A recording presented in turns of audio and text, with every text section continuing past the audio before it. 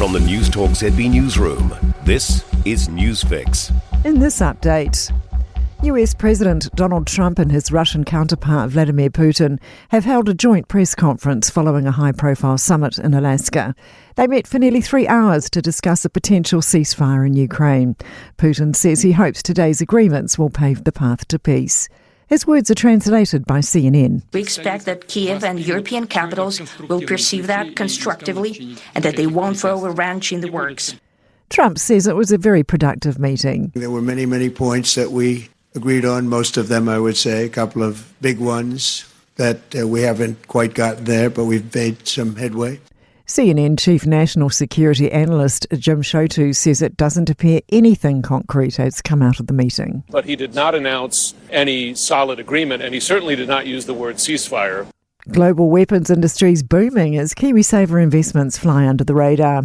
Research by charity Mindful Money reveals investments from KiwiSaver's providers into global weapons companies has surged by nearly 41% on last year.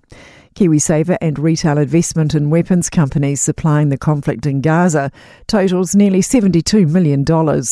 Mindful Money's CEO Barry Coates says a lot of fund providers are looking to cash in by making short-term profits. As you can imagine, it's been a fine time for global weapons companies. They're having some bumper sales.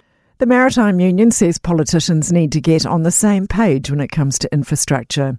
It's been revealed the entire cost of the cancelled inter-island ferry deal with Hyundai is $671 million.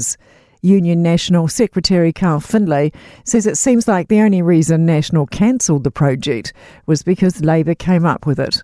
He says he attended an infrastructure conference recently, which gave him some hope that things were changing. Kieran McNulty was there, and so was Chris Bishop, and they were sort of on the same page. And I think New Zealanders would agree. We need to sort of lock some of these long-term plans in for the betterment of New Zealand.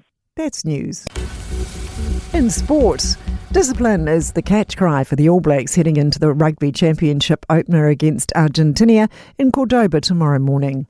Speaking after this morning's captain's run, skipper Scott Barrett says they're determined to keep penalties to a minimum. We don't want to give the Pumas opportunities. Discipline's a huge thing for us. They're happy to take 3 points, and they've got a strong maul if you give them opportunities. So, it's about being really disciplined and, giving the Lost Pumas nothing. Kiwi tennis ace Erin Routcliffe and her Canadian partner Gaby Dabrowski have won their way into the women's doubles final at the Cincinnati Open, clinching their semi in a super tie break. Kiwi motor racing driver Shane van Gisbergen will start 27th on the grid for the penultimate race of the NASCAR Cup regular season. Ditched Wellington Phoenix women's coach Paul Temple has been unveiled as an assistant coach with Bristol City's women's team. That's sport. I'm Sandy Hodge. For more news, listen to Newstalk ZB live on iHeartRadio.